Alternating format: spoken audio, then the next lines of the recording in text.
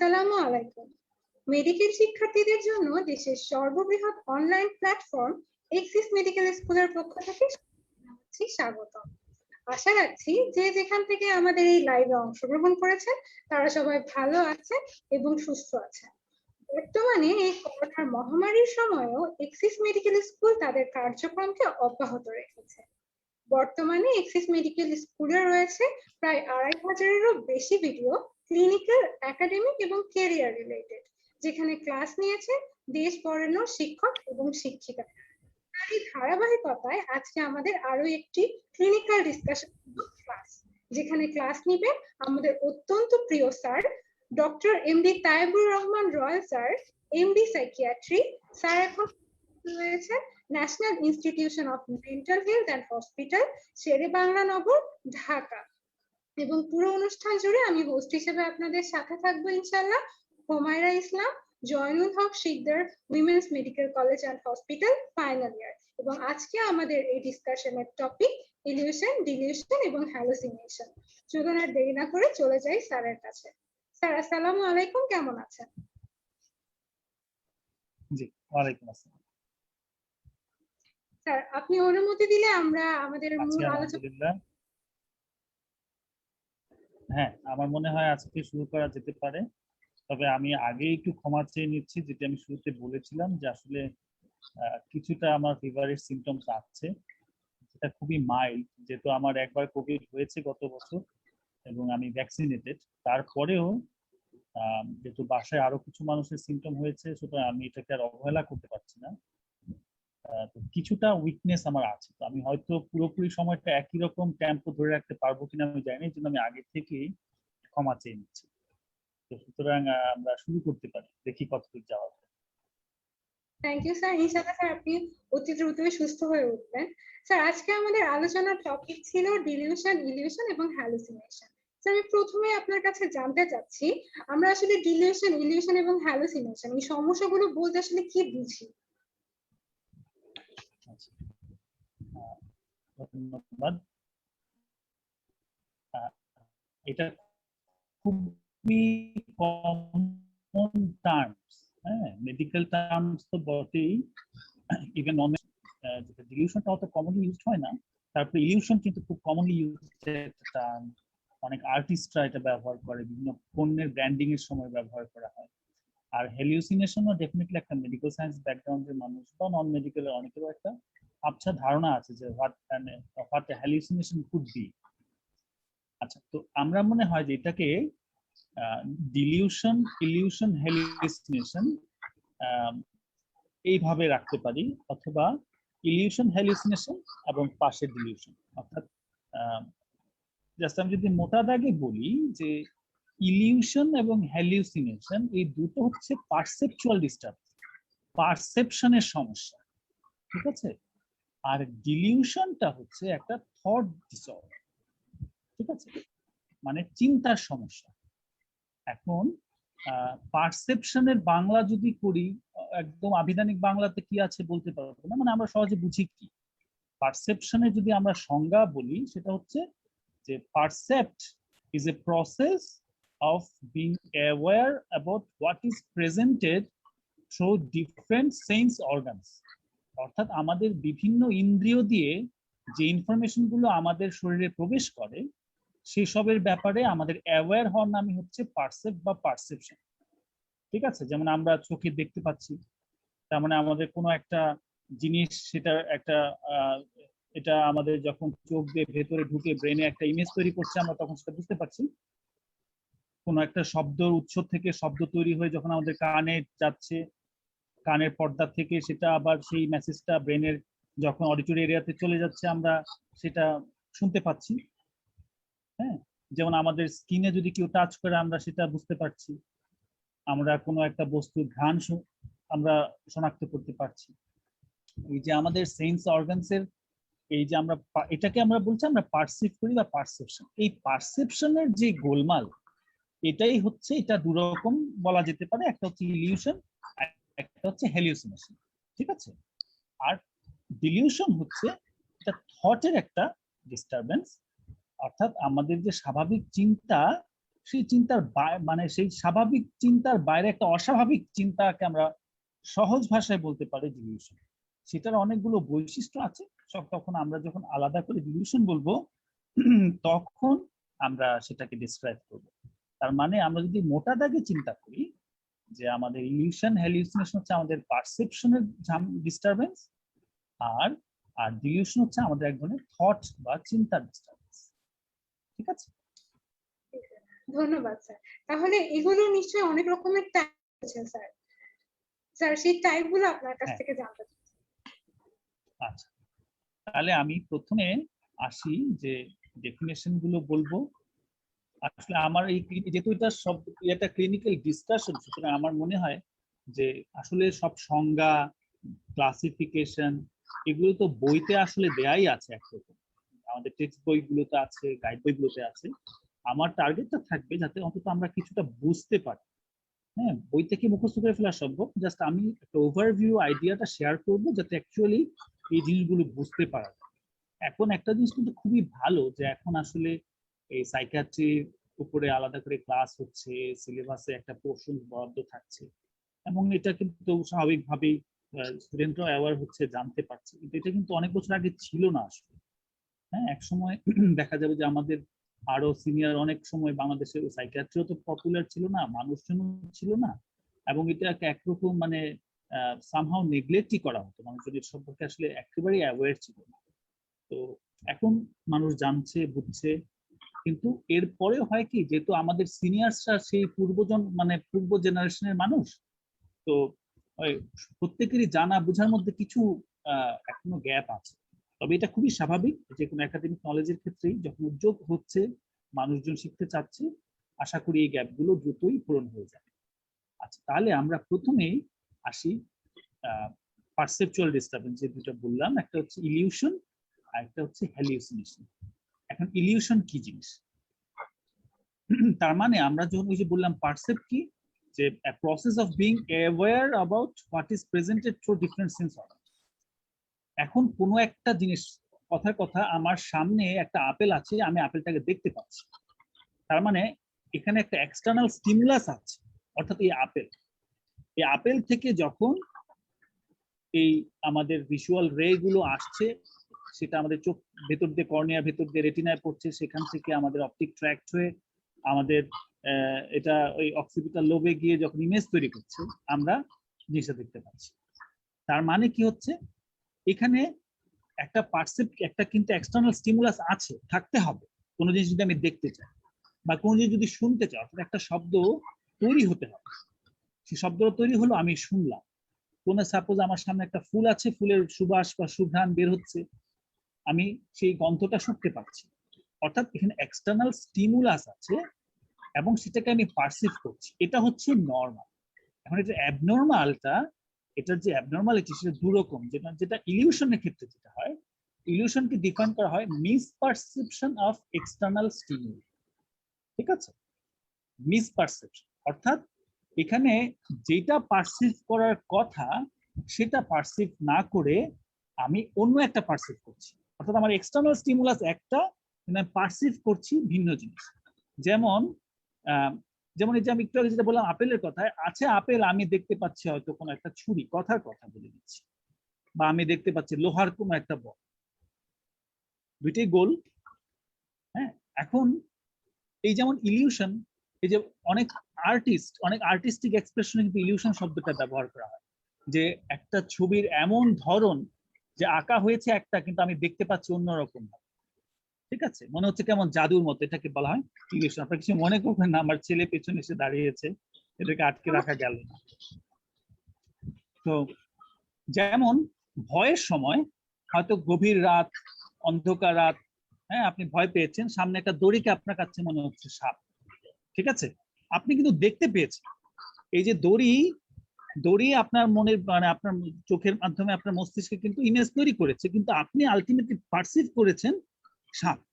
কেন হতে পারে? হতে পারে আপনার পূর্ব কোনো ধারণার থেকে হতে পারে, যে আপনি ভেবেছেন যে এই এলাকায় প্রচুর সাপ আছে, বা আপনি খুব ভীত ছিলেন। ঠিক আছে, আপনার মনে হচ্ছে সত্যি বোধহয় আপনি সাপ দেখেছেন। বা যেমন যে অন্ধকার রাতে আমাদের যেসব ভূতের গল্পগুলিতে পাওয়া যায়, কলা গাছ, এই ছায়া নড়ছে, রাতের বেলা একা একা রাস্তা দিয়ে হেঁটে আসছি, মনে হচ্ছে বোধহয় এটা কোনো একটা অদৃশ্য অশরীরী কোনো একটা ভূত। ঠিক আছে, যে বাচ্চা সে ভয়ে দিল একটা দৌড়, তার মানে সে তো আর কলা গাছ ভাবলে দৌড় দেয় না, সে কিন্তু ভূত ভেবেই দৌড় দিয়েছে। কারণ এটা হচ্ছে এক রকমের ইলিউশন, যে আমি আসলে যেই বস্তুটা সরাসরি এটা না দেখে আমি এটা একটু ভুল ভাবে পারসিভ করেছি। ঠিক আছে, এখন ওই যে বললাম যে ইলিউশনটা কিন্তু বিভিন্ন স্বাভাবিক কারণে, একটা মানুষ ভীত সন্ত্রস্ত থাকতে পারে, তার পূর্ববর্তী ধারণা থাকতে পারে, ঘুমের ঘোরে থাকতে পারে। এই জন্য আসলে ইলিউশন জিনিসটা এটা খুব একটা ক্লিনিক্যাল সিগনিফিকেন্স ওইভাবে না, কারণ তার পারসেপশন ঠিক আছে। এই লোকটাকে যদি আবার কি একটু থামায়, শান্ত করে, বলে যে তুমি শান্ত হও, এবার আবার তাকাও তো দেখো কি দেখতে পাচ্ছ, যখন সে ধীর স্থির ভাবে শান্ত ভাবে দেখবে, তখন সে দেখবে যে আরে এই তো না, এই তো ঠিকই কলা গাছ, তার কিন্তু ভুলের সমাপ্তি হয়ে গেল।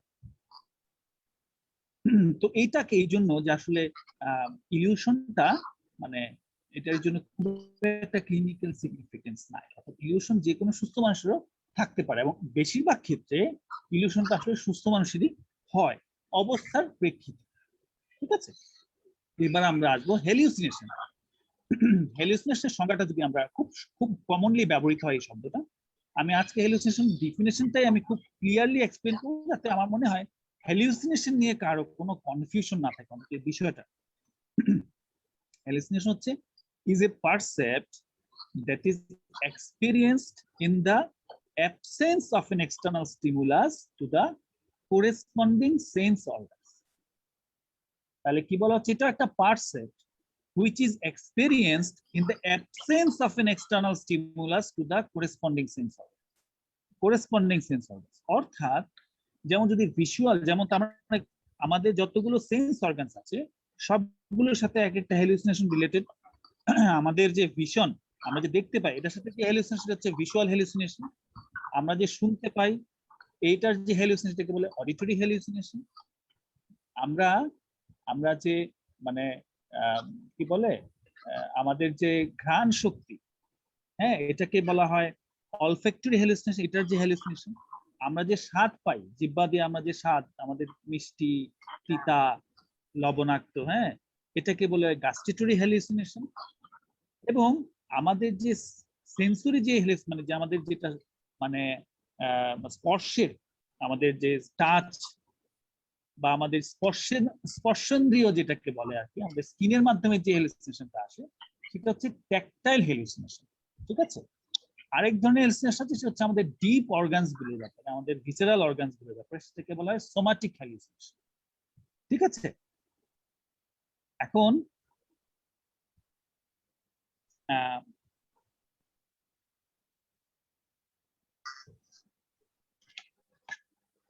এবং ওটাকে বা ভিসেরাল হ্যালুসিনেশন আমাদের বলা যেতে পারে। এখন এই যে তার মানে দাঁড়াচ্ছে কি, যেমন ভিজুয়াল হ্যালুসিনেশন, বাইরে কোনো জিনিস নাই, অর্থাৎ কোনো একটা মানুষ নাই, অ্যাকচুয়ালি এরকম কোনো কিছু নাই, বা কোনো একটা বস্তু নাই, কিন্তু আমি দেখতে পাচ্ছি। তার মানে যে এখানে আসলে যে এক্সটার্নাল স্টিমুলাস যেটা থাকার কথা সেটা আসলে নাই, অর্থাৎ in the absence of any external stimulus to the corresponding sense organ, আমাদের কোনো দৃষ্টিশক্তি বা দেখার মতো কোনো জিনিস নাই, সেই জিনিসটা দেখতে পাচ্ছি। কোনো শব্দ বা কোনো গান বা কোনো কথা আসলে হচ্ছে না, কিন্তু আমি শুনতে পাচ্ছি। তার মানে কোনো এক্সটার্নাল স্টিমুলাস নাই, আমি শুনতে পাচ্ছি। কোনো আসলে কোনো ফুল নাই বা ফুলের ঘ্রাণ নাই, কিন্তু আমি পাচ্ছি। আসলে জিনিসটা খেতে হচ্ছে, মানে কোন রকম আমি নাই, কিন্তু আমি একটা স্বাদ পাচ্ছি, যে আমার কাছে মনে হচ্ছে একটা খারাপ ধরনের স্বাদ। আসলে কেউ আমার হাত ধরে নাই, বা কিন্তু আমার মনে হচ্ছে যে আমাকে কেউ ধরে আছে, আমার চামড়ার নিচে দিয়ে কোনো একটা কিছু হাঁটাহাঁটি করছে, বা কেউ বোধহয় আমার নাড়ি ভুড়ি টানাটানি করছে। কথা বুঝে আসছে? তো এই যে আমরা 5 রকমের সেন্সেশন আছে তো আমাদের, তো এই 5 রকম সেন্সেশন এরকম 5 রকম হ্যালুসিনেশন হতে পারে। ঠিক আছে, এখন আমরা মনে হয় সংজ্ঞাগুলো দিয়েছি, আমরা কি আরো ডিটেলসে চলে যাবো এখনই, নাকি আমরা একটু ধাপে ধাপে যাবো? স্যার আপনি যেভাবে চান স্যার।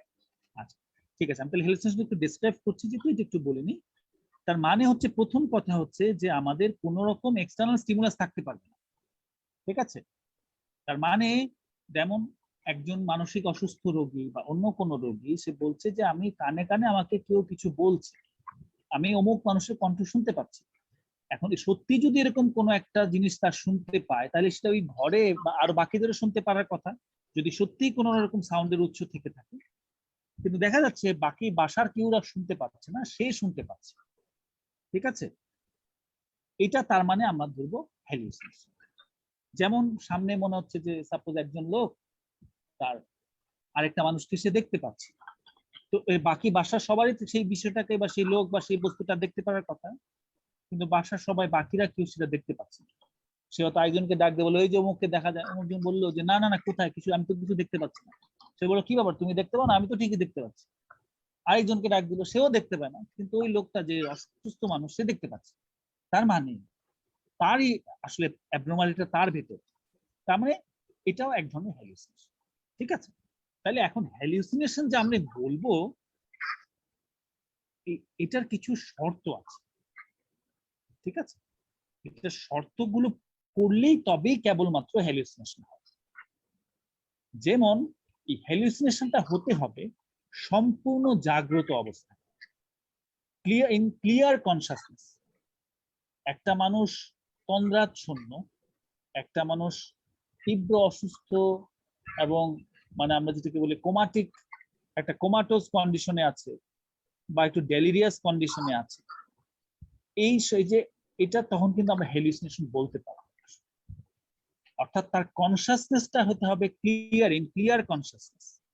ঠিক আছে, সম্পূর্ণ জাগ্রত অবস্থায়।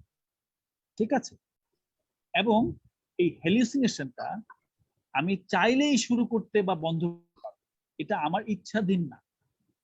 হ্যালুসিনেশনের সাথে সাথে একটা টার্ম আছে, এটাকে বলা হয় ইমেজারি। আমার মনে হয় আন্ডারগ্রাজুয়েট মেডিকেল স্টুডেন্টদের বোঝার দরকার নেই, তবে জাস্ট আমি শুধু বোঝার মানে যেটা বলে এটা জানার দরকার নাই, আমি কম্পারিজনের সুবিধার্থে আর কি। ইমেজারি জিনিসটা হচ্ছে আমাদের মনের গভীর কল্পনা। ঠিক আছে, গভীর কল্পনা। অর্থাৎ আমি এই মুহূর্তে চোখ বন্ধ করে কক্সবাজারের দৃশ্য কল্পনা করছি। গভীর যাদের খুব ভালো রকমের মানে নিজের উপর কল্পনা শক্তি অনেক প্রখর, তার মনে হবে যে সে বোধহয় চোখের সামনেই কক্সবাজার দেখতে পাচ্ছে। ঠিক আছে, এবং মনে হচ্ছে যে এই যে কক্সবাজারের বাতাস তার চুল ছুঁয়ে যাচ্ছে, তার মানে একদম সে গভীরভাবে অনুভব করতে পারছে। কিন্তু এটা কিন্তু আসলে হ্যালুসিনেশন, এটা ইমেজারি। সে কল্পনা করতে চাইছে এই জন্য সে পারছে, আবার সে যখন কেউ ডাক দিলেও তার সেই গভীর কল্পনা ছুটে গেল বা সে নিজে অন্য কাজে ব্যস্ত হয়ে গেল, তখন কিন্তু এটা চলে যাবে। ঠিক আছে, চাইলে এটাকে ইনিশিয়েট বা টার্মিনেট করতে পারবে, যেটা ইমেজারিতে সম্ভব, গভীর কল্পনা। কিন্তু হ্যালুসিনেশন সে চাইলে শুরু করতে পারবে না, বন্ধ করতে পারবে না, এটা তার আসলে নিজের ইচ্ছাধীন না। ঠিক আছে, অর্থাৎ সে অন্য কাজ করছে তারপর তার কানে কথা আসছে, এমন না যে অন্য কাজে ব্যস্ত হলে বা তার মনোযোগ সরে গেলে এটা চলে যাচ্ছে। ঠিক আছে, অর্থাৎ এটা হইতে হবে ক্লিয়ার কনসাসনেসের মধ্যে, এটাকে সে নিজে ইনিশিয়েট করতে পারবে না, যেমন এটা তার এটা হবে এক্সটার্নাল, অর্থাৎ তার নিজের না। ঠিক আছে, অর্থাৎ অনেক সময় কিন্তু মানে আমাদের অবসেশন বলে একটা টার্ম আছে। ঠিক আছে, তো যেমন অবসেশন টার্মটা হচ্ছে যে কারো কারো মাথায় আজে বাজে চিন্তা আসে, ক্রমাগত ভাবে আসতে থাকে, সে চাইলেও মন থেকে তাড়াতে পারে না, বা তার চোখের সামনে খুব আজে বাজে দৃশ্য ভাসছে। হ্যাঁ, আজে বাজে দৃশ্য ভাসছে, খুব খারাপ খারাপ দৃশ্য, সে মন থেকে সরাতে পারছে না, কান্নাকাটি করছে, খুব ডিস্ট্রেসড হয়ে যাচ্ছে। কিন্তু সে কিন্তু জানে যে এটা, এই যে চিন্তাগুলো আসছে, এটা আসলে তার নিজের না, এটা আসছে। ঠিক আছে, এখন এই যে হ্যালুসিনেশনের ক্ষেত্রে এই জিনিসটা অনেক সময় করতে পারবে না, সে ভাববে যে এটা সে শুনতে পাচ্ছে, সত্যিই শুনতে পাচ্ছে। ঠিক আছে, বা এই যে তার অনেক সময় ইনার কিছু ভেতর থেকে কথা আসে। ঠিক আছে, এটাকেও সে মানে এটা এক্সটার্নাল হতে হবে, অর্থাৎ যে অন্য এটা মানে নিজে, যেমন হ্যালুসিনে মানে ইয়াতে যেটা মানে অবসেশনে যেটা হয়, সে জানে যেটা তার নিজের চিন্তা, এটা বাইরের থেকে কেউ এই চিন্তা দিচ্ছে না, বা এই ছবিটা বাইরের থেকে কেউ হচ্ছে না, এবং এরকম কোনো ছবি তার বাস্তবে অস্তিত্ব নাই, সে তার কল্পনায় এই জিনিসগুলো আসছে বারে বারে। কিন্তু যেটা হ্যালুসিনেশনে কিন্তু সেটা তার কল্পনায় আসছে, এটা সে ভাববে এটা বাস্তবেই সে দেখতে পাচ্ছে বা বাস্তবে কি সে শুনতে পাচ্ছে, মানে এটা হবে রিয়েল কোয়ালিটি। যেমন যদি ভিজুয়াল হ্যালুসিনেশন হয় তাহলে একটা রিয়েল পিকচার কোয়ালিটি, বাস্তবে একটা মানুষ বা একটা ছবি দেখতে যেমন হবে ঠিক তেমন। যেমন যদি অডিটরি হ্যালুসিনেশন হয় তাহলে একদম রিয়েল, অর্থাৎ একটা রিয়েল একটা শব্দ বা একটা গান, একটা মানুষের কথা শুনতে স্পষ্ট যেমন হয় ঠিক তেমনই হয়। এই জন্য আমরা যখন হ্যালুসিনেশন, একটা মানুষ যখন বলবে আমি কানে গাইবি কথা শুনি, কথা পেশেন্টরা যেভাবে বলে আর তখন আমাদের আমরা খুব কমন ঝটপট কিছু প্রশ্ন জিজ্ঞেস করি, কেমন একদম মানুষের মতো, এই যে আমার কথা শুনতে পাচ্ছেন এমন স্পষ্ট ভাবে শুনেন? সে বলে একদম এরকম স্পষ্ট শুনেন। ঠিক আছে, তখন আমরা আপনি কি শুধু আপনি শুনেন, আপনার বাসায় অন্য লোকেরা কি শোনে? বলে না তারা শোনে না, বা সাথে যদি কোনো অ্যাটেন্ডেন্ট থাকে তারা বলে যে না আমরা শুনি না, শুধু ওই শুনি। ঠিক আছে, তার মানে আমাদের স্পষ্ট হয়ে গেল যে এটা আসলে হ্যালুসিনেশন, এটা তার কোনো গভীর কল্পনা বা এরকম কোনো মানসিক বিভ্রম না। ঠিক আছে, আর এই মোটামুটি গড়পড়তা আমরা এইভাবে। আর যেমন ওই যে বললাম যে যেমন কেন বললাম যে একদম তীব্র জাগ্রত অবস্থায় হতে হবে, কারণ এক ধরনের এটাকে হ্যালুসিনেশন বলা হয়, যদি এটা মানে নর্মাল মানুষের হতে পারে। এটা হচ্ছে হিপনাগগিক এবং হিপনাপম্পিক হ্যালুসিনেশন। অর্থাৎ আমরা যখন ঘুমোতে যাই, চোখে ঘুম লেগে আসছে, তখন হলে এই বুঝি কিছু একটা দেখলাম, আবার ঘুমটা ছুটে গেল। অথবা ঘুমটা ভাঙছে, কেউ ঘুম থেকে ডাক দিল, পুরোপুরি ঘুমটা যায় না, তখনও মনে হচ্ছে বোধহয় কেউ ডাক দিল, বোধহয় কিছু একটা দেখলাম, কিছু পরে দেখি না। এই যে তন্দ্রাচ্ছন্ন অবস্থায় যে আমরা কিছু দেখতে পাচ্ছি বা শুনতে পাচ্ছি, এটাও কিন্তু আসলে সাধারণ যে কোনো মানুষের হতে পারে। এই জন্য এটারও কিন্তু কোনো ডায়াগনস্টিক সিগনিফিকেন্স নাই। এবং এই জন্য আমরা যখন হ্যালুসিনেশন বলতে আসলে আমাদের যে ক্লিনিক্যাল সিগনিফিকেন্স আছে সেরকম কিছু আমরা জানতে বা বুঝতে চাচ্ছি, সেই জন্য আমরা এই যে হিপনাগগিক হিপনাপম্পিক হ্যালুসিনেশন এটাকে আমরা বাদ দিয়ে দিই, যে আসলে আমাদের এই এটার ক্ষেত্রে আমাদের এই ক্লিনিক্যাল সিগনিফিকেন্সের ক্ষেত্রে এই হ্যালুসিনেশন গুলোর কোনো রোল না। ঠিক আছে, সুতরাং আমরা ধরে নেব যেগুলো কেবলমাত্র সম্পূর্ণ মানে জাগ্রত অবস্থায় আমরা পাই সেটাকে। সুতরাং আমরা যখন একটা ক্লিনিক্যাল একটা পেশেন্টকে দেখবো, একজন পেশেন্ট ধরনের কথা বলবো, আমরা বলবো এটা কখন দেখে, ঘুমের সময় না সম্পূর্ণ জাগ্রত অবস্থা? বলবে জাগ্রত অবস্থা। এটা কি আপনি কল্পনা করেন না সত্যি সত্যি শুনতে পান? এই যেমন আমার কথা শুনতে পাচ্ছেন বা আমাকে দেখতে পাচ্ছেন, সে বলবে না আমি একদম সত্যি সত্যি শুনি বা দেখি। এটা তখন আমরা যে বাসা অন্য কেউ শুনে বা দেখে, সে বলবে যে না। তখন আমরা যে শুরু, যেটাকে আপনি চাইলেই নিজে নিজে শুরু করতে পারেন বা চাইলেই বন্ধ করে দিতে পারেন, সে বলবে যে না এটা আমার ইচ্ছাধীন, এটা আমি চাইলেই শুরু করতে পারি না বা ইচ্ছা করলে বন্ধ করতে পারি। ব্যাস আমাদের ক্লিয়ার হয়ে গেল যে এটা হ্যালুসিনেশন।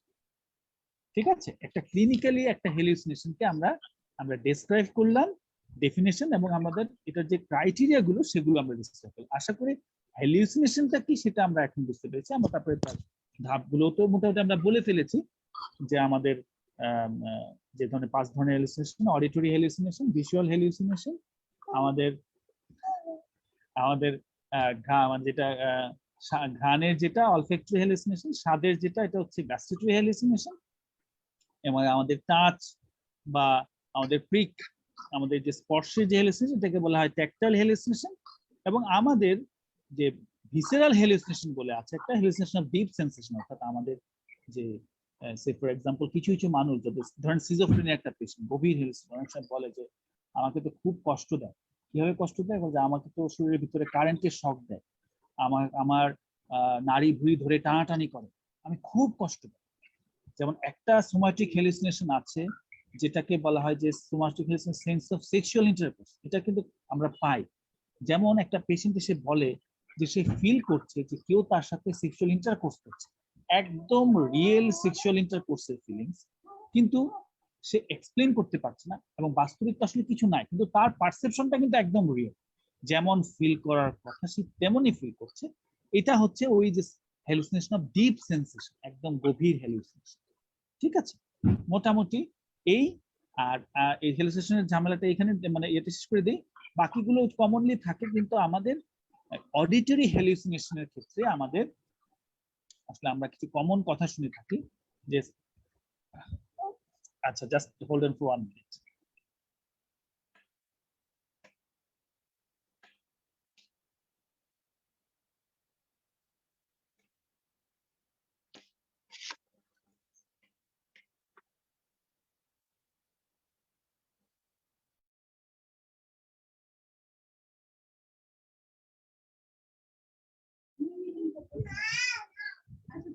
আচ্ছা, এখন এই যে সেকেন্ড পারসন হ্যালুসিনেশন আর হচ্ছে থার্ড পারসন হ্যালুসিনেশন, এই শব্দগুলো আপনারা শুনলে এগুলো কিছু ডায়াগনস্টিক সিগনিফিকেন্স আছে। তো সেকেন্ড পারসন হ্যালুসিনেশন কি জিনিস, থার্ড পারসন হ্যালুসিনেশন কি জিনিস, আর তাহলে ফার্স্ট পারসন হ্যালুসিনেশন কি জিনিস?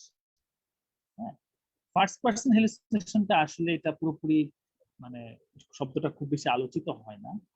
আমরা তাহলে সেকেন্ড পারসন থার্ড পারসন নিয়ে কথা বলি, এটা সংক্ষেপে শেষ করে দিচ্ছি। সেকেন্ড পারসন কি আমরা জানি, ফার্স্ট পারসন মানে হচ্ছে আমি, সেকেন্ড পারসন মানে হচ্ছে তুমি বা তুই, তাই তো? আর থার্ড পারসন কি, সে, তিনি বা অমুক তমুক, রহিম, করিম, জব্বার, ঠিক আছে, কারণ নাম, এটা হচ্ছে থার্ড পারসন। আমি ফার্স্ট পারসন, তুমি হচ্ছে সেকেন্ড পারসন, আর সে, তিনি, অমুক তমুক হচ্ছে থার্ড পারসন। এখন এই যে এটা কি অডিটরি হ্যালুসিনেশনের ভাগ। এখন ফার্স্ট পারসন অডিটরি হ্যালুসিনেশন কি, সেকেন্ড পারসন অডিটরি হ্যালুসিনেশন কি, থার্ড পারসন অডিটরি হ্যালুসিনেশন, ঠিক আছে? এখন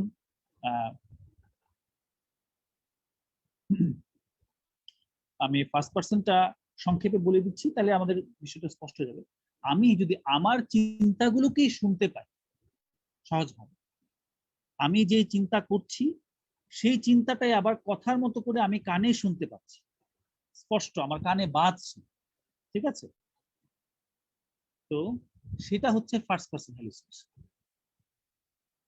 ফার্স্ট পারসন হ্যালুসিনেশনের মধ্যে আবার কয়েক রকম ভাগ আছে, গ্যাডাংটেন, লটবার্ডেন, হট, ইকো, আমরা ওদিকে যাচ্ছি না, ঠিক আছে? তার মানে আমি আমার চিন্তাকে যদি আমি কানে স্পষ্ট শুনতে পাই, এবং তখন আমার ভয় হয় কি ব্যাপার, অন্যরাও কি শুনে ফেলছে, তাহলে আমি শুনতে পাচ্ছি কেন আমার চিন্তা, এটা হচ্ছে first person hallucination, auditory hallucination. Second person auditory hallucination হচ্ছে আমি যেই হ্যালুসিনেশন মানে শুনতে পাচ্ছি, যে কথাগুলো শুনতে পাচ্ছি, সেই কথাতে আমাকে তুমি সম্বোধন করা হয়েছে বা তুই সম্বোধন করা হয়েছে, এটা হচ্ছে সেকেন্ড পারসন অডিটরি হ্যালুসিনেশন। যেমন আমি শুনতে পাচ্ছি আমাকে কেউ একজন বলছে তুই মর, তুই একটা খারাপ ছেলে, তোর আত্মহত্যা করা উচিত, তোর দিয়ে জীবনে আর কিচ্ছু হবে না, ঠিক আছে? খুবই নেতিবাচক কথাবার্তা একজন সম্পর্কে, কিন্তু তাকে অ্যাড্রেস করা হচ্ছে তুমি বা তুই, ঠিক আছে? বা বিপরীত হতে পারে, আরে তুমি তুমি আর দেশের প্রধানমন্ত্রী, তুমি তো দেশের রাষ্ট্রপতি, তুমি যা চাও তাই করতে হবে, যাও আর মাথাকে একটা বাড়ি দাও, ঠিক আছে? এই যে কমান্ড, এটা একটা কমান্ড করছে, কিন্তু তাকে অ্যাড্রেস করছে কি তুমি, যে তুমি দেশের রাষ্ট্রপতি, তুমি যা চাও তাই করতে পারো। আরে তুমি তুমি তোমার উপরে আবার কি কথা, তুমি তুমি হচ্ছে পৃথিবীর শ্রেষ্ঠ মানুষ, তুমি আল্লাহ, তুমি নবী। তার সম্পর্কে খুবই ইতিবাচক, একদম অতিরিক্ত ইতিবাচক কথাগুলো আসছে। এই দুই রকম ক্ষেত্রেই কিন্তু তাকে অ্যাড্রেস করা হচ্ছে তুমি, তুই বা আপনি, অর্থাৎ সেকেন্ড পারসন, যে আপনি দেশের রাজা। এটা হচ্ছে সেকেন্ড পারসন অডিটরি হ্যালুসিনেশন। আর থার্ড পারসন অডিটরি হ্যালুসিনেশন হচ্ছে সে যে কথাগুলো শুনতে পাচ্ছে সেখানে তাকে সম্বোধন করা হচ্ছে সে হিসেবে। তার মানে এটা কখন হয়, যখন সে প্রসঙ্গটা কখন আসে, যখন আসলে দুইজন লোক তৃতীয় একটা ব্যক্তি সম্পর্কে কথা বলে, তাই না? তো ব্যাপারটা এমন যে তার কাছে মনে হচ্ছে যে অনেক লোক তার সম্পর্কে কথা বলছে এবং সেখানে তাকে সে হিসেবে সম্বোধন করা হচ্ছে। যেমন 4-5 জন লোক তার সম্পর্কে কথা বলছে, আরে রহিম সাহেবের কথা দেখছো, রহিম সাহেব কিন্তু এই যে রহিম সাহেবের দিয়ে কিচ্ছু হবে না, ও খুব খারাপ লোক, রহিম সাহেবের দেখো কালকে একটা ধ্বংস হয়ে যাবে, রহিম সাহেবের নানা রকম ঝামেলা, রহিম সাহেবের কলিজা কাইটা নিব আমি, রহিম সাহেবের আমি এটা করে দিব, ওকে এটা করে দেবো, সে এটা করছে, সে সেটা করছে, নানা রকম খারাপ খারাপ কথাবার্তা, ঠিক আছে? এখন সে যে শুনতে পাচ্ছে, এখানে তাকে সম্বোধন করা হচ্ছে সে বা তিনি হিসেবে, থার্ড পারসন হিসেবে তাকে। তার মানে এখানে সে কিন্তু কথা যে শুনবে, একাধিক লোকের কথা শুনবে আসলে, কারণ অনেকগুলো লোক কথা বলছে তার সম্পর্কে, ঠিক আছে? এটা হয়ে যাচ্ছে থার্ড পারসন অডিটরি হ্যালুসিনেশন, ঠিক আছে? এই হচ্ছে মোটামুটি আমাদের হ্যালুসিনেশন রিলেটেড। আরো আছে অনেক কিছু, কিন্তু আমরা মনে হয় যে আন্ডার গ্রাজুয়েট লেভেলে জানা বোঝার জন্য এতটুকু যথেষ্ট। এই ধরনের সমস্যাগুলো আসলে হয় কেন? কোনো নিউরোট্রান্সমিটার ইমব্যালেন্সের জন্য? আচ্ছা, আমি এটা একবারে ডিলিউশনটা শেষ করি, তারপরে এই বিষয়টাতে আসি।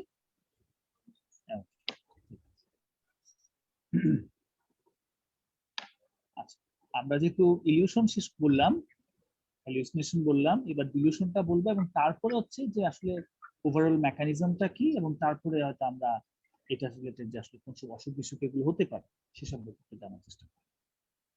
এবার আমরা ডিলিউশন সম্পর্কে, ডিলিউশনটা একটু বোঝা এটাও একটু দরকার। যে প্রথমে বলছিলাম যে এটা হচ্ছে চিন্তার সমস্যা, থট। সেটা কি?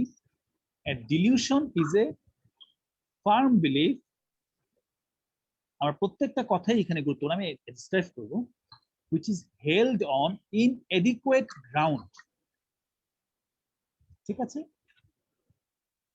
It's a firm belief which is held on inadequate ground that is not affected by rational argument or evidence to the contrary, and which is not a conventional belief,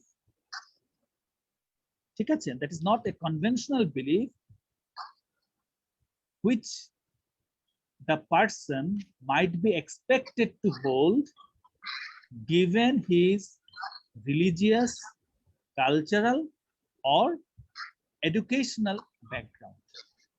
ঠিক আছে, অনেকগুলো কথা আমি বলেছি, এখন আমি ডেসক্রাইব করি। প্রথম কথা হচ্ছে এটা একটা farm belief which is held on inadequate ground, অর্থাৎ একটা দৃঢ় বিশ্বাস, দৃঢ় বিশ্বাস, নড়বড়ে বিশ্বাস হলে হবে না, যে মনে হয় বা কি জানি এমন তো মনে হয়, নাও হইতে পারে, এটা কিন্তু ডিলিউশন। ডিলিউশন হইতে হবে farm belief which is held on inadequate grounds, মানে যথেষ্ট তথ্যের অভাব আছে। inadequate grounds মানে সে যে বিষয়ে বলছে এই বিষয়ে সে যদিও বিশ্বাসটা দৃঢ়, কিন্তু তার তথ্য কিন্তু যথেষ্ট না। ঠিক আছে? that is not affected by rational argument or evidence to the contrary, অর্থাৎ আমি যে তাকে যে সাধারণ যৌক্তিকভাবে বুঝাই বা প্রমাণ উপস্থিত করি, তাকেও তবেও সেটা সে তার বিশ্বাসে কোনো নড়চড় হয় না। ঠিক আছে? এবং which is not a conventional belief which can be expected to hold given his or her educational, cultural or religious background, যে অর্থাৎ এটা কোনো সাধারণ লৌকিক বিশ্বাসও না, যেটা তার ধর্মীয়, সাংস্কৃতিক বা তার শিক্ষাগত ব্যাকগ্রাউন্ড দিয়ে ব্যাখ্যা করা যায়। ঠিক আছে? তাহলে কেমন? যেমন একটা লোক বিশ্বাস করে যে তাকে বিষ দিয়ে মেরে ফেলবে, তাকে ক্ষতি করতে চায়, মেরে ফেলতে চায়, তার খাবারের মধ্যে বিষ মেশানো আছে, সে বাসায় কোনো খাবার খায় না, একটু মুখে দিয়ে ফেলে দেয়, বারে বারে গন্ধ শুকে দেখে, সে সবাইকে সন্দেহ করে, মা, বোন, ভাই, বাবা, মা, যে সবাই তার শত্রু, তাকে মেরে ফেলবে। যখন জিজ্ঞাসা করা হচ্ছে কেন মেরে ফেলবে, তার কোনো, সে জানে না, সে বলছে না আমি জানি না কেন আমাকে মেরে ফেলবে, তার মানে তার which is held on inadequate grounds। এবং যখন আমরা তখন যাকে বুঝাবো যে তোমার তো বাবা মা, তোমার সবচেয়ে আপনজন, তোমাকে কেন মারবে, তোমাকে মারার পেছনে যুক্তি থাকতে হবে তো, তোমার কি কোনো প্রমাণ আছে? কোনো প্রমাণ নাই, তোমার কেন মনে হচ্ছে তোমাকে মারবে, তোমাকে মারলে কি এতে কোনো লাভ আছে? মানুষ কেন একটা মানুষকে মারবে, তার তো লাভ থাকতে হবে, যে তোমাকে মেয়ে সম্পত্তি নিয়ে নেবে, এটা করতে করবে। দেখা যাচ্ছে না, সে এমন উল্লেখযোগ্য কিছু বলতে পারছে না। ঠিক আছে? অর্থাৎ আমরা which is not affected by rational argument or evidence to the contrary, বা দেখালাম যে দেখো একই খাবার তোমার বাসার অন্যরা খাচ্ছে, তাদের তো কিছু হচ্ছে না, তোমার কি সমস্যা? সে বলবে যে না না আমারটার মধ্যে মিশাই। বুঝে আসছে বিষয়টা? এবং এটা কিন্তু খেয়াল করে দেখেন যে এই বিশ্বাসটা তো আসলে তার রিলিজিয়াস, কালচারাল বা এটা কোনো বিশ্বাসের সাথে জড়িত না। ঠিক আছে? তার এটা শিক্ষিত মানুষের হতে পারে, অশিক্ষিত মানুষের হতে পারে, ধার্মিক মানুষের হতে পারে, নাস্তিকেরও হতে পারে। ঠিক আছে? এই যে একটা বিশ্বাস, এটাকে আমরা বলছি ডিলিউশন। ঠিক আছে? অর্থাৎ খেয়াল করে দেখেন যে স্বাভাবিক যুক্তিগ্রাহ্য ব্যাপারকে যৌক্তিকভাবে বিশ্লেষণ করার ক্ষমতা দ্বারা আসলে হারিয়ে গেছে। এই জন্য সে নিজের বাবা মা, ভাই বোন সবাইকে সে সন্দেহ করছে যে তাকে বিষ খাইয়ে মেরে ফেলবে, যদিও তার হাতে কোনো প্রমাণ নাই এবং প্রমাণ উপস্থিত করলেও সে সেটা মানছে না। ঠিক আছে, যেমন একটা লোক বিশ্বাস করে যে তার ওয়াইফের একটা এক্সট্রা ম্যারিটাল সম্পর্ক আছে, বা একটা ওয়াইফ বিশ্বাস করে তার হাজবেন্ডের এক্সট্রা ম্যারিটাল সম্পর্ক আছে। এটা কিন্তু, এটা কি ইম্পসিবল? ইম্পসিবল কিন্তু না। এটা কিন্তু এই জন্য আমরা ডিলিউশন, কিন্তু অনেকে আগে একটা সময় ডিলিউশনকে ফলস বিলিফ বলা হতো, কিন্তু আমরা কিন্তু ফলস বিলিফ বলছি না। হ্যাঁ, যেমন এই যে সমাজে তো পরকীয়া তো আছে, বা সমাজে কি একান্তই কি বাবা মা বা ভাই বোনরা ভাই বোনদেরকে হত্যা করছে না, বা বাবা মেয়েকে, বাবা ছেলেকে, ছেলে মাকে, মা ছেলেকে মারছে না? মারছে, কিন্তু এটা তো আর একদম ঘরে ঘরে ঘটনা না, বা এটার তো সুনির্দিষ্ট কারণ থাকতে হবে, সুনির্দিষ্ট প্রমাণ থাকতে হবে, এমন ঘটনা তো আছে। কিন্তু যেই ব্যক্তিটিকে আমরা ডিলিউশন বলছি, আসলে তার কাছে তো প্রমাণ নাই, সে প্রমাণ দিয়ে কিন্তু বলছে না, তার আসলে যুক্তিগ্রাহ্য চিন্তার ঘাটতির কারণে সে বলছে। এই জন্য এটাকে আমরা আসলে ফলস বিলিফ বলছি না, কারণ এটা পসিবল, ইম্পসিবল না। ঠিক আছে, আর যেমন একটা লোক বিশ্বাস করছে যে তার ওয়াইফের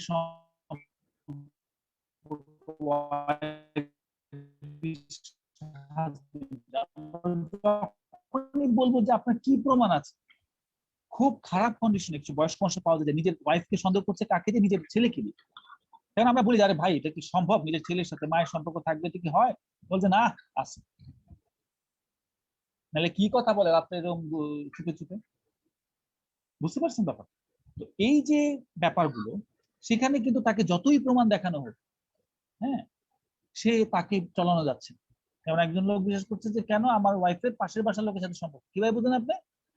আমি যখন অফিসে যাই, দেখি যে আমার ওয়াইফ বারান্দায় এসে দাঁড়াইছে, সে বারান্দায় কেন এসে দাঁড়াবে? আমি বললাম যে আপনি, বা আমরা যখন বলবো যে আপনি কেন মনে হচ্ছে যে পাশের লোকের সাথে আপনি তাকে দেখছেন কখনো, তাকে ঘনিষ্ঠ অবস্থায় দেখছেন, বা মেসেজ উদ্ধার করছেন, কোন চিঠি পাইছেন, কারণ একসাথে কথা শুনে না হবে না, আমাদের না এত খাতির নাই, এটা নাই সেটা নাই, আরো গালিগালাজ শুরু করে দিলেন। তো এই যে তাদের কিন্তু যথেষ্ট যুক্তি, প্রমাণ, তথ্য এগুলো সে ধার ধারছে না, তার মনে হচ্ছে। আমরা তো অনেক কিছু আমাদের মনে হতে পারে, কিন্তু আমরা কি করি, আমাদের যুক্তির নিরিখে আমাদের, আমরা তখন আমাদের প্রমাণ, তথ্য উপাত্তের বিশ্লেষণের ভিত্তিতে কিন্তু আমরা একটা জিনিস বিশ্বাস করি বা করি না। আমাদের দৈনন্দিন জীবনে কিন্তু আমরা এটা অ্যাপ্লাই করে থাকি। কিন্তু যখন এই যে আমাদের এই যে কিছু কগনিটিভ ফাংশন গুলো নষ্ট হয়ে যায়, আমাদের লজিক্যাল ইন্টারপ্রিটেশন নষ্ট হয়ে যায়, তখনই আমরা আসলে তখন বলি, তখন আমরা এই ডিলিউশনটা হতে পারে। ঠিক আছে, আর যে শেষে বললাম যে which is not a conventional belief which can be expected to hold given his or her educational, culture or religious belief. যেমন জিনে ধরা, বা ভূতে ধরা, বা ধরেন ইভিল স্পিরিট, অশরীরী আত্মা, এটা কিন্তু আমাদের সমাজে কিন্তু এই ধরনের প্রচলিত আছে। এখন জিনের মানে যেমন ধরেন ভূতে ধরেছে, বা শরীরের মধ্যে আত্মা ভর করেছে, এখন এটা কি আপনি বিশ্বাস করেন যে এর মধ্যে খারাপ আসর আছে?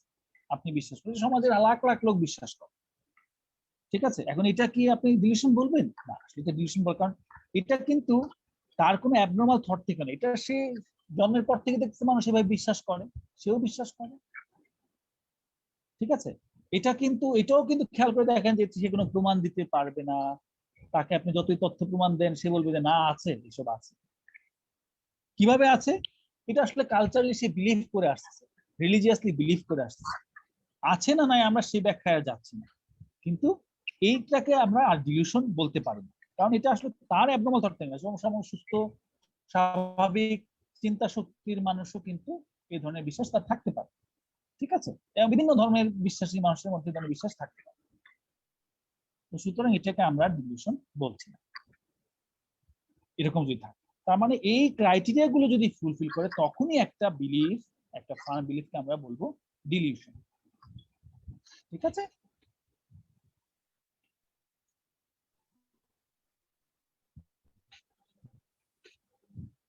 ক্লাসিফিকেশন বা কিছু ডিলিউশন। আচ্ছা, ক্লাসটা কতক্ষণ চলতে পারে?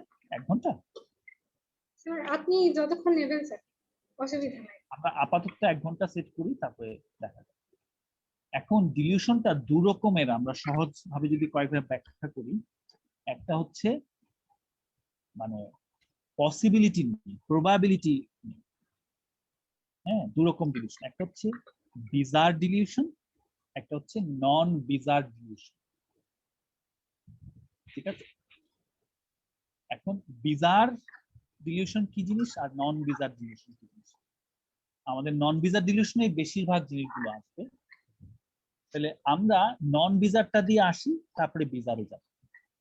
নন বিজার ডিলিউশন মানে হচ্ছে যেই ডিলিউশন গুলো with dilution with probable content, অর্থাৎ যেই জিনিসগুলো বাস্তব জীবনে সম্ভব, ঠিক আছে, সেই ধরনের ডিলিউশন। অর্থাৎ এই ধরনের ডিলিউশন মানে আমাদের যখন এই ধরনের ডিলিউশনটা পাবো, আমরা সাথে সাথে রোগীটাকে আমরা কোনো একটা গুরুতর মানসিক রোগী বলে ফেলবো না, আমাদেরকে আরো একটু ভালোভাবে বিশ্লেষণ করতে হবে, কারণ এই জিনিসগুলো সম্ভব, ঠিক আছে, অসম্ভব না। যেমন এই যে যেটা বললাম যে হাজব্যান্ড ওয়াইফকে বা ওয়াইফ হাজব্যান্ডকে বিশ্বাস করছে গভীরভাবে যে তার অন্য কারোর সাথে সম্পর্ক আছে, এটাকে বলা হয় ডিলিউশন অফ ইনফিডেলিটি। ঠিক আছে, এটা এখন কথা হচ্ছে এটা কি বাস্তবে সম্ভব? না, সম্ভব।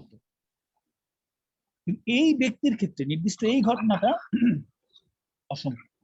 এখন এমন কি হয় না যে মানুষ হাজব্যান্ড ওয়াইফকে পাগল সাজিয়ে তার কোনো একটা স্বার্থ সিদ্ধির জন্য, আরেকটা বিয়ে করার জন্য বা কিছু করার জন্য, যে ওয়াইফ পাগল এরকম একটা কিছু সাজিয়ে মানুষকে প্রতারণা করে না? করে।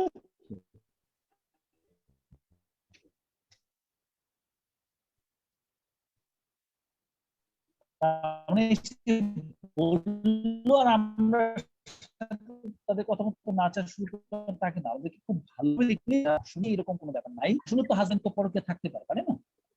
ওয়াইফের তো থাকতে পারে।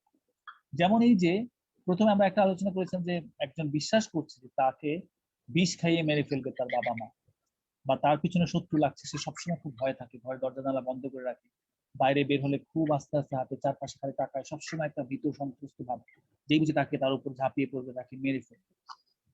এটাকে বলা হয় ডিলিউশন অফ পারসিকিউশন। এখন এটা তো সম্ভব, দুনিয়াতে কি মানুষ মানুষের শত্রু নাই? বাবা মা কি সন্তানকে বিষ দিয়ে মারছে না?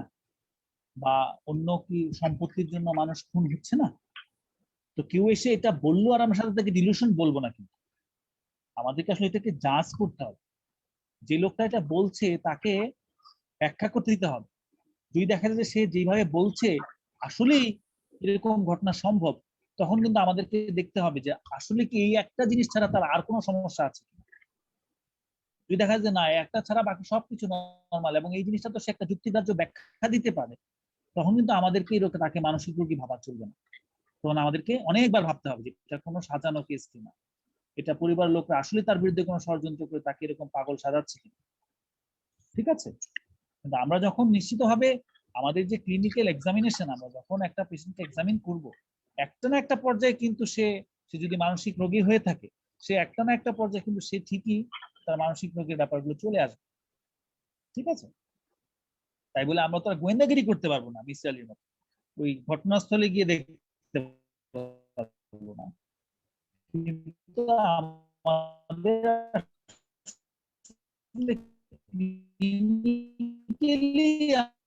আমরা কিন্তু আমাদের অনেকগুলো আছে যেটা দিয়ে আমরা অ্যাকচুয়ালি একটা, যেমন একটা ডিভিশন হচ্ছে অর্থাৎ সে বলবে যে আমি যখন রাস্তা দিয়ে যাই আশপাশের লোকজন আমাকে নিয়ে কথা বলে, অর্থাৎ তাকে রেফার করছে। যে রেডিও টেলিভিশনে যখন খবর হয় তখন আসলে এটা আমাকে উদ্দেশ্য করেই কথা বললাম, কই আপনার নাম তো বলে না, না এটা সাংকেতিক ভাষা। তার একদম পুরা বলছি যে কই এটা তো অমুক কি নিয়ে আসছে, এই বিষয় আসছে, আরে না এটা আসলে ওরা সাংকেতিক ভাবে দিচ্ছে যাতে আমি বুঝতেছি, এটা আমি বুঝে ফেলছি যেটা আমাকে নিয়ে নিয়ে করছে, আপনারা বুঝতেছেন। এখন চিন্তা করি এভাবে কি সম্ভব? আসলে সম্ভব না, কিন্তু এটা কিন্তু পসিবল, একদম অসম্ভব কোনো কিছু কিন্তু না। এই জন্য এটাকে আমরা বলি নন বিজার ডিলিউশন। তাহলে কি কি নাম বললাম? নন বিজার মধ্যে dilution of reference, dilution of persecution, হ্যাঁ, ডিলিউশন অফ ইনফিডেলিটি। যেন একটা ডিলিউশন আছে ডিলিউশন অফ লাভ। হ্যাঁ, যেমন একজন লোক বিশ্বাস করছে যে তার একজনের সাথে এগুলো সাধারণত একটু সেলিব্রিটি কেসে হয়, যেমন তার সাথে শাহরুখ খানের অ্যাফেয়ার আছে, শাহরুখ খান তাকে গভীরভাবে ভালোবাসে। বললাম কিভাবে সম্ভব? তোমাকে তো কখনো শাহরুখ খানের সাথে দেখি নাই। বলে যে না আমার কাছে মেসেজ পাঠাইছে, কই মেসেজ দেখাও, না এটা অন্যরকম ভাবে মেসেজ আসছে, ওইভাবে এই যে এই নিউজে কিছু জিনিস আসছে যেটা আমি বুঝছি যে না সে আসলে আমাকে ভালোবাসে। এরকম কিন্তু কিছু জিনিস পাওয়া যায় যে সেলিব্রিটিদেরকে দেখা যাচ্ছে, যেমন একদম তার ম্যাড লাভার তার বাসার সামনে এসে বসে আছে, তাকে মনে হচ্ছে যে সে আসলে তাকে ছাড়া বাঁচবে না, তাকে নানা রকম সে সে কোনোভাবে জানতে পারছে হ্যাঁ তার সাথে তার একটা সম্পর্ক আছে, যেহেতু যদিও ওই সেলিব্রিটির সাথে তার জীবন হয়তো কোনোদিন দেখাই হয়, ঠিক আছে, তার একটা বিশ্বাস যে হ্যাঁ তাকে সে লাভ করে। সামাজিক বৈষম্যের জন্য এখন শাহরুখ খান এটা ডিসক্লোজ করছে না, উপযুক্ত সময় এটা ডিসক্লোজ করে, তার কাছে এমন তথ্য এসছে। এটা যেমন, কিন্তু এটা তো সম্ভব, অসম্ভব তো না। শাহরুখ খানও একটা মানুষ, ওই রোগীও মানুষ, জীবনে 1000 বা 1,00,000 ভাগের 1 ভাগ সম্ভাবনা থাকলে কখনো কখনো তার সাথে সম্পর্ক হতে পারে। তো এই জন্য আমাদেরকে বাজিয়ে দেখতে হবে যে আসলে এটা কি ডিলিউশন নাকি ওই 1,00,000 ভাগের 1 ভাগ সম্ভাবনা এই বাস্তব হতে যাচ্ছে। ঠিক আছে, আচ্ছা এরপর যেমন আরো কিছু ডিলিউশন আছে, যেমন ধরেন delusion of guilt, nihilistic delusion, hypochondriacal delusion, এই টার্মগুলো পাওয়া যাবে। যেমন ডিলিউশন অফ গিল্ট হচ্ছে অপরাধ প্রবণতার, মানে কি বলবো আমরা, অনুশোচনার ডিলিউশন। ডিলিউশন অফ গিল্ট মানে কি খুব অনুশোচনা হচ্ছে। যেমন একজন লোক, ডিলিউশন অফ গিল্টের উদাহরণটা হচ্ছে যে সে বলবে যে আসলে এই যে আমার যে কষ্ট, এটার জন্য আমার অতীতে কোন একটা অপরাধ করেছিলাম, এটাই দায়ী। 5 টাকা বাকি খেয়েছিলাম, এই যে আমি 5 টাকা মেরে দিচ্ছি, এইটার জন্য আজকে আমার এই অবস্থা, আজকে আমার এই অধঃপতন, আমার এই কষ্টের জন্য ওইটাই দেয়। এবং সে বলবে সে এত কষ্ট পাবে যে সে এতই ডিলিউশন যে আমি আসলে দুনিয়ার সবচেয়ে অপরাধ। কেন? যে আমার আসলে এই 5 টাকা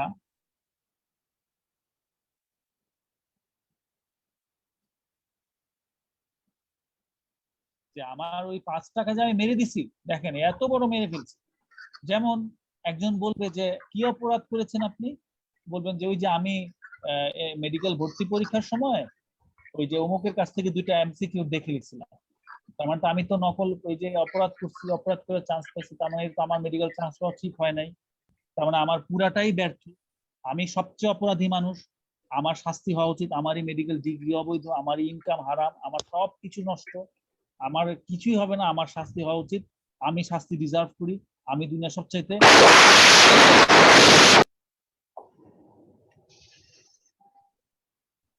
ঠিক আছে, এটা হচ্ছে ডিলিউশন অফ গিল্ট।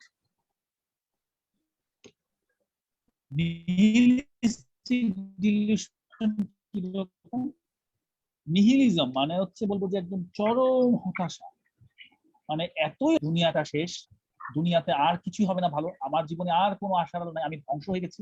এই যে ভাই আমাকে সামনে দেখতে পাচ্ছেন, আমি তো আসলে একটা জিন্দা লাশ, এই যে আমি কিন্তু আসলে আমার ভিতরে কিন্তু কোনো জান নাই, আমার মৌত হয়ে গেছে, আপনি যেটা দেখতেছেন এটা শুধুমাত্র একটা একটা বডি, আমার রুহ অনেক আগেই মরে গেছে, আমি শেষ, আমার হাত পচে গেছে, শরীরে নাড়ি ভুড়ি সব পচে গেছে, আমি শেষ, আমার আর কোনো অস্তিত্ব নাই।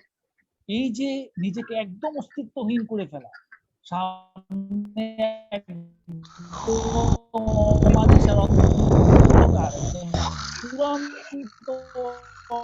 হতাশ অবস্থা, এটা হচ্ছে হাইপোকন্ড্রিয়াকাল ডিলিউশন। ঠিক আছে, হাইপোকন্ড্রিয়াকাল ডিলিউশন হচ্ছে যে তার নিশ্চিত বিশ্বাস যে কোনো কঠিন রোগ হয়েছে, তার মাথা ব্যথা, কেন মাথা ব্যথা, আমার তো ইয়ে হয়েছে, আমার ব্রেন ক্যান্সার হয়েছে, আমার ব্রেনে টিউমার হয়েছে, নিশ্চিত। কই আপনার তো এমআরআই করলাম, কিছু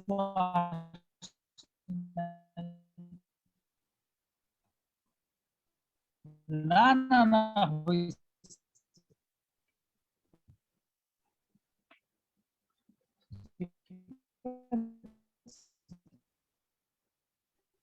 যেমন একবার আমাদের এক পেশেন্ট ভর্তি হয়েছিল, এইচআইভি হয়েছে, আর তো কোনোভাবে তাকে বোঝানো যায়। এখন এটা নিয়ে এসে লোকাল ডাক্তার দেখাইছে, এই করছে সেই করছে, তারপর আমাদের মানে বিএসএম মানে আমাদের হাসপাতালে আমাদের সাইকিয়াট্রি ডিপার্টমেন্টে ভর্তি হলো। যখন যতই আমরা বুঝি ভাই তোমার কিভাবে এইচআইভি হবে, তুমি কি কোনো এইচআইভি আক্রান্ত কারোর সাথে সেক্স করছো, সে বলছে না, আমি তো গরুর সাথে একটু মানে আকাম করার চেষ্টা করছি, তার ভাষায় আর কি।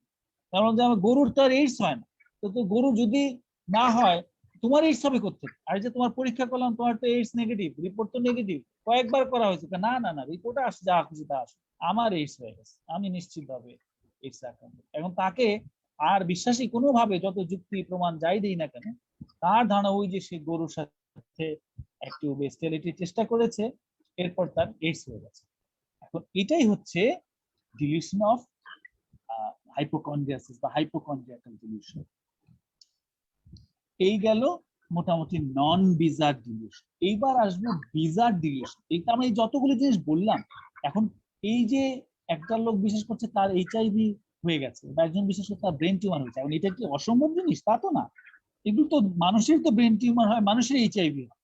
তো যার কারণে এটা হচ্ছে যেহেতু প্রবাবিলিটি আছে এটা, এই জন্য এটাকে আমরা বলছি নন বিজার, অর্থাৎ ডিলিউশন মানে অফ উইথ প্রবাবল কন্টেন্ট। আর বিজার ডিলিউশন হচ্ছে delusion of highly non probable content, অর্থাৎ ডিলিউশনের যে কন্টেন্টটা সেটা আসলে এই জগতে অসম্ভব বিষয়, এটা হচ্ছে বিজার ডিলিউশন। এখন কিরকম সেগুলো? যেমন একটা আছে ডিলিউশন ভাবনা, তার অনুভূতি, তার ধারণা, তার কাজকর্ম, এগুলো কোনোটাই তার নিজের নিয়ন্ত্রণ নাই, এগুলো বাইরে থেকে কোনো একটা অশরীরী কোনো কিছু বা এমন কোনো একটা এক্সটার্নাল কিছু তাকে পুতুলের মতো করাচ্ছে। তার চিন্তা ভাবনা গুলো আর নিজের নিয়ন্ত্রণে নেই, অন্য কেউ নিয়ন্ত্রণ করছে। তার কাজকর্ম আর নিজের নিয়ন্ত্রণ নেই, অন্য কেউ নিয়ন্ত্রণ করছে। এখন এটা কি বাস্তবে সম্ভব? এটা তো কোনোভাবেই সম্ভব না। আমার চিন্তা তো আমারই, অবশ্যই আমার নিজে, আমার কাজকর্ম তো এটা আমিই করেছি, এটা অন্য কেউ করায় না। হ্যাঁ, আমাদের রিলিজিয়াস বিলিফে আমরা বিশ্বাস করি যে আমাদের সমস্ত কাজকর্ম এটা আসলে এটা আমাদের করার ক্ষমতা না, আল্লাহর হুকুম হলে আমরা করি, সেটা ভিন্ন জিনিস। এটা কিন্তু হচ্ছে আমরা অনেক সময় বলি, সে বলে অনেক সময় যে এই যে পুতুল নাচের মধ্যে দেখেন না, পুতুলের তো হাত পা নাড়তে পারে না, পুতুলকে নাড়ায় দেয়, আমার হাত পা আসলে অন্য কেউ নাড়ায় দেয়, আমার কন্ট্রোল। আমাদের খুব সিভিয়ার একটা অবস্থা, একটা জিনিস, এটাকে আমরা বলি ডিলিউশন অফ কন্ট্রোল। যেমন একটা আছে dilution of thought insertion, thought broadcasting এবং থট উইথড্রল। ইনসারশন, সে বলে যে আমার মাথার ভিতরে বাইরে থেকে চিন্তা ঢুকিয়ে দেয়, এগুলো আমার নিজের চিন্তা, অন্য কেউ তার চিন্তাগুলো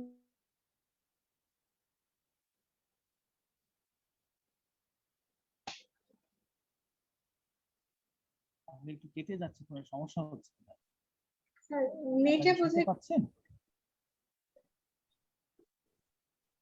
এখন বুঝতে পারছি এটা আমার দিক থেকে হচ্ছে নাকি ওদিক থেকে হচ্ছে? আমার দিক থেকেও হতে পারে। আচ্ছা, একটু এতক্ষণ আমি যা বলেছি আপনাকে শুনতে পেরেছেন সবগুলো?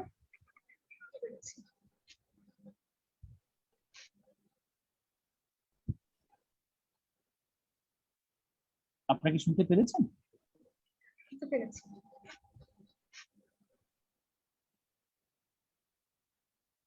হ্যালো স্যার আপনি কি শুনতে পাচ্ছেন? আচ্ছা, আমি চালিয়ে যাই। হ্যাঁ, আমি শুনতে পাচ্ছি। আমাকে কি শোনা যাচ্ছে? শোনা যাচ্ছে। আচ্ছা, ওকে, তাহলে আমি সে শুনে আর বেশিক্ষণ চালাবো না।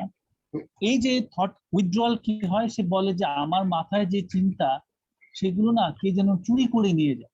এখন বলে একজনের চিন্তাকে একজন চুরি করে নিয়ে যেতে পারে? পারে না। কিন্তু তার দৃঢ় বিশ্বাস, সে বলছে যে আমি যা ভাবতেছি হঠাৎ করে দেখি মাথা খালি হয়ে গেছে, কি হলো? চিন্তাটা অন্য একজন চুরি করে নিয়ে যায়। যেমন একটা আছে থট ব্রডকাস্টিং, সে ভাবে যে সে তার মনের কথা কাউকে বলে, তারপর কিভাবে যেন সবাই জেনে যাচ্ছে। আমরা বলি যে এটা কি সম্ভব? বলি না, সম্ভব না। তারপর তো সবাই কেমনে জানি জেনে যায়, আমার কথা আর গোপন থাকে না, সবাই জেনে যায় আমার কথা।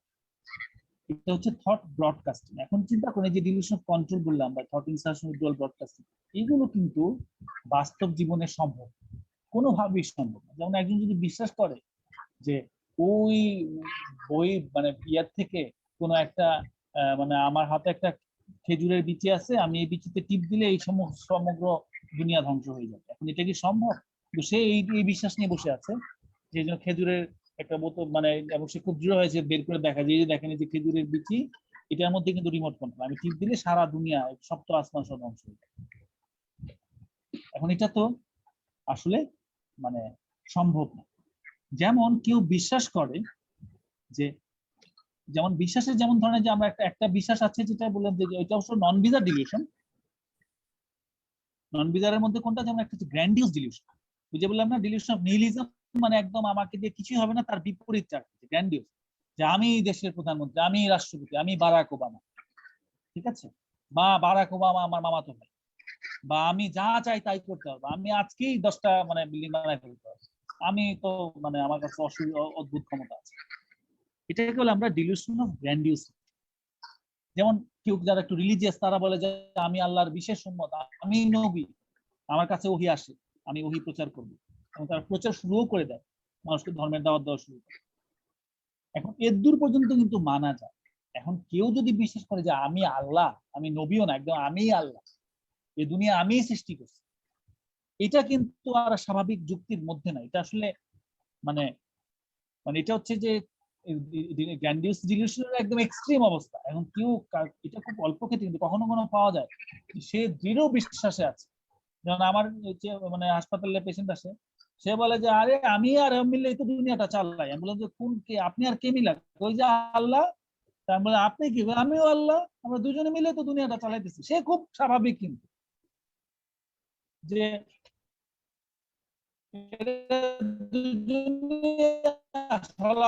পরামর্শ করে এই দুনিয়াটা চালাচ্ছে। সে একদম দৃঢ়চিত্ত যে সেই আল্লাহ, এই দুনিয়াটা আছে, দুনিয়াতে এত কিছু, কত চিন্তা তাকে করতে হয়, কত কিছু সামলাইতে হয়, এত সামলায় সে সময় পায়, ঠিক আছে। এখন এই যে এটা কিন্তু আসলে আর বিজার, এটা কিন্তু নন বিজার থাকে, এটা বিজার ডিলিউশন হয়ে যায়। যদি এটা গ্র্যান্ডিওসিটি, কিন্তু এটা একদম বিজার হয়ে যায়, যেটা আসলে ইমপ্রবাবল, অসম্ভব বাস্তব, ঠিক আছে। তো আমরা মোটামুটি ডিলিউশন, আরেকটা হচ্ছে যে এই ডিলিউশন মোটামুটি আমরা এইভাবেই ব্যাখ্যা করতে পারি। একটা হচ্ছে কংগ্রুয়েন্সি দিয়ে, মুড কংগ্রুয়েন্সি দিয়ে, মুড কংগ্রুয়েন্ট ডিলিউশন। আচ্ছা, এটা আমরা যাচ্ছি না, এটা এদিকে যাচ্ছি না, এদিকে এটার ব্যাখ্যায় আমরা এখানে না যাই। তো তার মানে আমরা ডিলিউশনটাকে গ্রসলি দুটো ভাগ করি, নন বিজার এবং বিজার, এবং কি কি থিমগুলো কিরকম হতে পারে সেগুলো সম্পর্কে একটু আলোচনা করলাম। আচ্ছা, এবার আমি তাহলে আপনার আগের প্রশ্নটাতে চলে যাই, যে আপনি বলেছিলেন যে সেটা কেন হয়। এখন আসবে যে আসলে এই যে বললাম যে ডিলিউশনই বলি বা হ্যালুসিনেশন বলি, এগুলো কিন্তু আসলে নর্মাল স্টেট অফ মাইন্ডে হয়, কোনো সুস্থ স্বাভাবিক মানুষের কিন্তু হবে না। তার মানে এগুলো যদি কারো থাকে, ধরে নিতে হবে সে অসুস্থ। এখন অসুস্থতার কারণটা, সেটা শারীরিকভাবে অসুস্থ হতে পারে, মানসিকভাবে অসুস্থ হতে পারে, ঠিক আছে। এখন এই জিনিসগুলো থাকাকে আমরা বলি সাইকোসিস। যেমন কারো ডিলিউশন আছে, কারো হ্যালুসিনেশন আছে, এটাকে আমরা সহজে বলি যেটা সাইকোসিস আছে। তো সাইকোসিস কিন্তু কোনো সুস্থ স্বাভাবিক মানুষ থাকতে হবে, তা অসুস্থ মানুষেরই সাইকোসিস থাকে। এখন কি ধরনের অসুস্থ? কিছু আছে পিওর সাইকিয়াট্রিক ইলনেস, অর্থাৎ মানসিক সমস্যা, সেগুলোতে এগুলো থাকতে পারে, এবং বিভিন্ন শারীরিক ইলনেসও কিন্তু হতে পারে। মানসিক সমস্যার মধ্যে যেমন ধরেন আমরা যেটা খুব সিভিয়ার মেন্টাল ইলনেস, যেগুলো সিজোফ্রেনিয়া, বাইপোলার ডিসঅর্ডার, ঠিক আছে, ম্যানিয়া, এগুলোতে থাকতে পারে।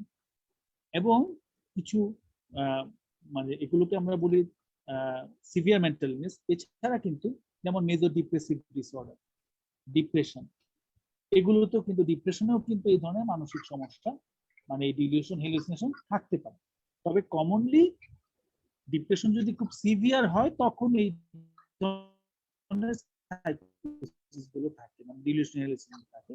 সচরাচর যে কমন যে ডিপ্রেশন তাতে কিন্তু থাকে, কিন্তু যে সিজোফ্রেনিয়া বা অন্যান্য সাইকোটিক ইলনেস যেমন বাইপোলার ডিসঅর্ডার,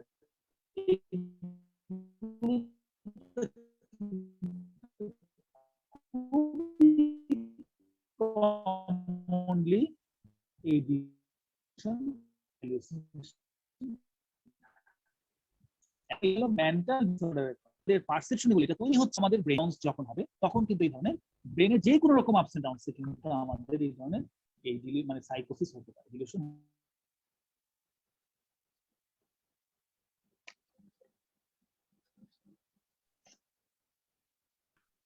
যেমন আমি খুব সহজেই বলে দিচ্ছি যে আমাদের ব্রেনের যে কোনো অসুখ, যেমন ব্রেনে ইনফেকশন হলো, এনকেফালাইটিস, মেনিনজাইটিস, মেনিনজাইটিস হতে পারে, আমাদের ব্রেনে যদি স্ট্রোক হয়, কোনো হেমোরেজ হয়, সেখান থেকে ডিলিউশন হ্যালুসিনেশন হতে পারে।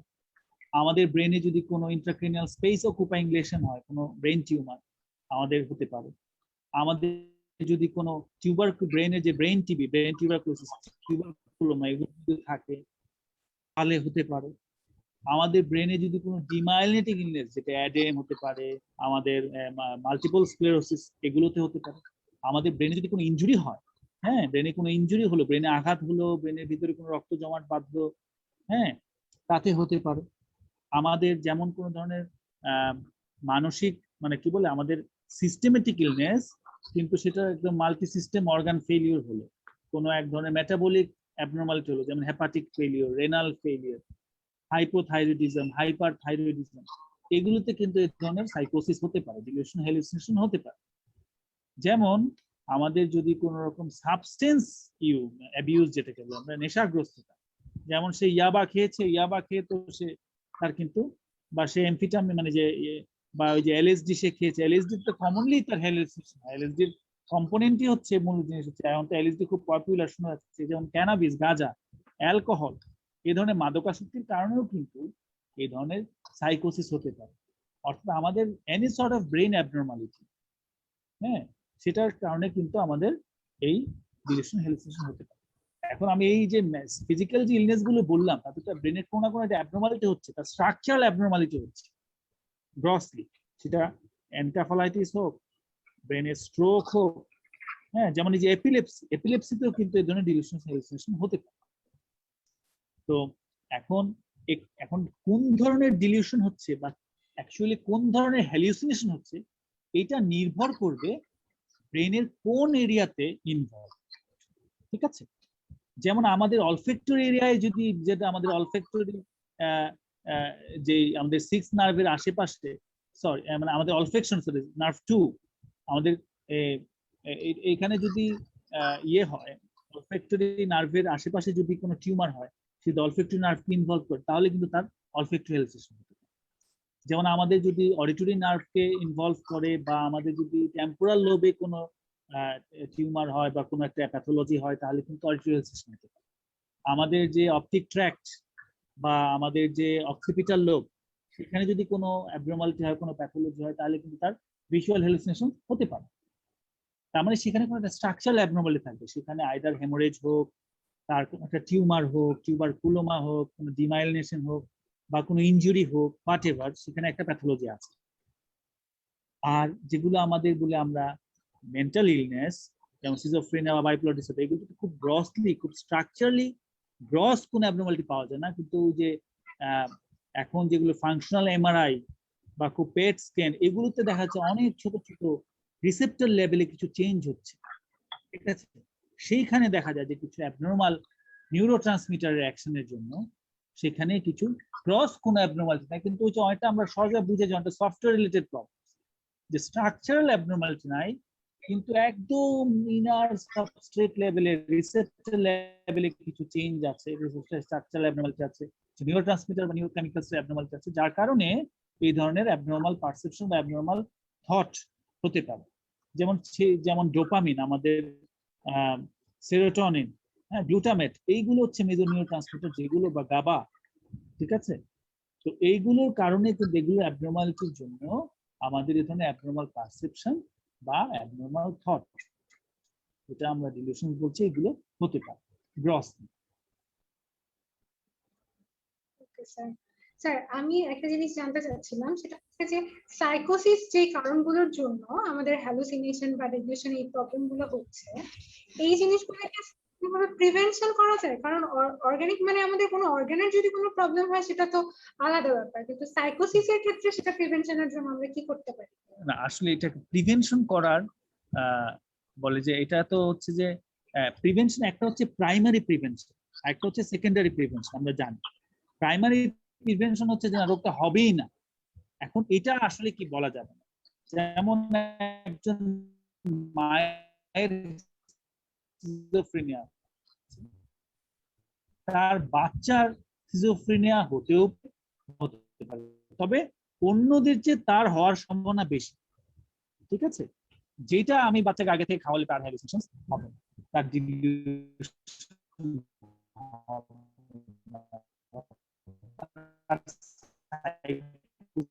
ডেভেলপ করবে, ঠিক আছে।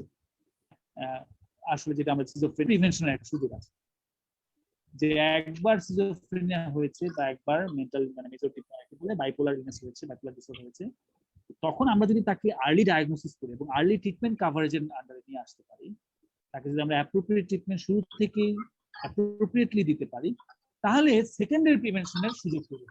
যে এই রোগটা আসলো হলো, আমি চিকিৎসা করলাম, সুস্থ হলো, তো আর যাতে ফিরে না আসে, যাতে পরবর্তীতে এটার আর ইফেক্ট না থাকে, সেই জন্য আমি তখন তাকে মেডিকেশন বা আরো যে ধরনের থেরাপিউটিক ইন্টারভেনশন আছে এগুলোর ভিতরে নিয়ে আসলাম।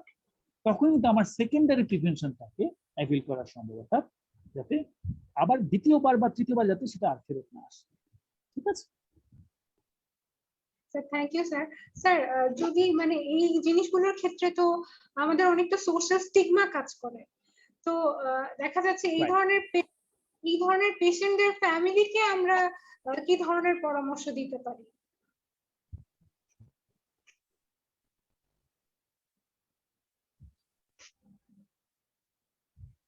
এটা ধন্যবাদ, গুরুত্বপূর্ণ প্রশ্ন করেছেন। আসলে আমাদের এই যে বাংলাদেশে বিশেষ করে আমাদের উন্নয়নশীল বা অনুন্নত দেশগুলোতে এটা একটা বড় সমস্যা, যে স্টিগমা, সোশ্যাল স্টিগমাটা এত বেশি যে আমরা খুব গর্ব সহকারে আমরা প্রকাশ করি যে আমার ডায়াবেটিস আছে, প্রেশার আছে, কিন্তু আমার যদি কোনো একটা মানসিক সমস্যা থাকে এটা আমি প্রকাশ করতে চাই।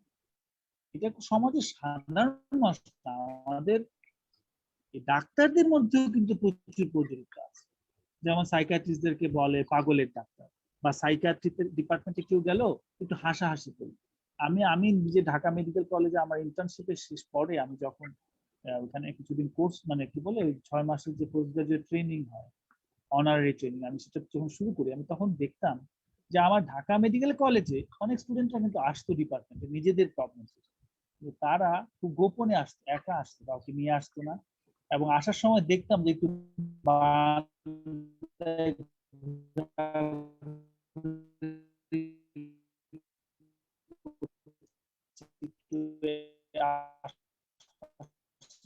দেখছে, এক পর্যায়ে ঢুকে পড়ছে, মানে একজনতা না। প্রথমত হচ্ছে আমাদের চিন্তা ভাবনাটা একটু আলোকিত হতে হবে আমাদেরকে।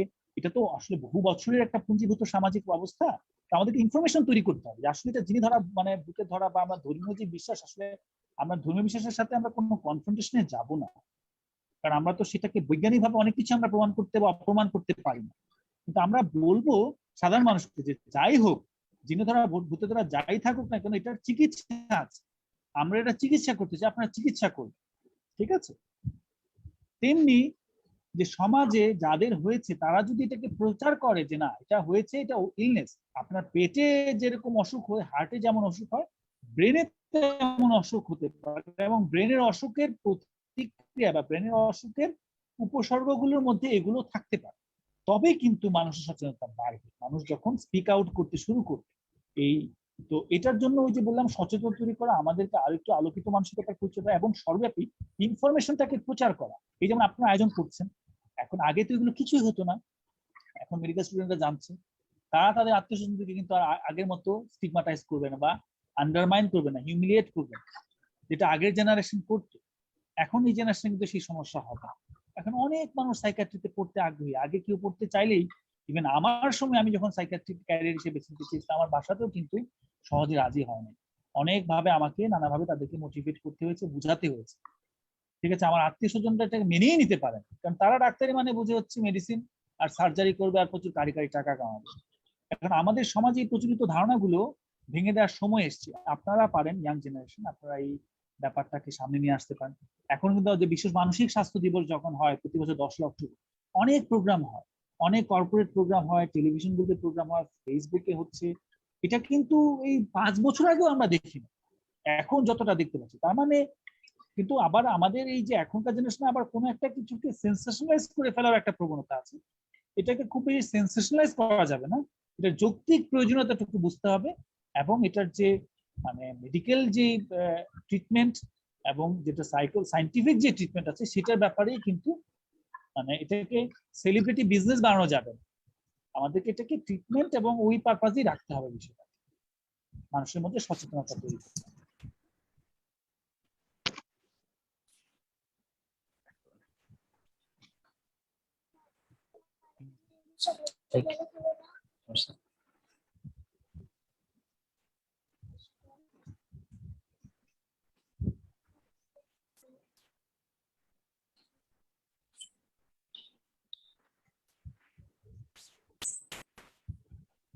আমরা মনে হয় আজকে বোধহয় রাত্রি শেষ করতে পারি। জি স্যার। স্যার আপনাকে অসংখ্য ধন্যবাদ আমাদেরকে সময় দেওয়ার জন্য, এবং আপনি অসুস্থতার মাঝে এবং অনেক ব্যস্ততার মাঝেও আমাদেরকে সময় দিচ্ছেন।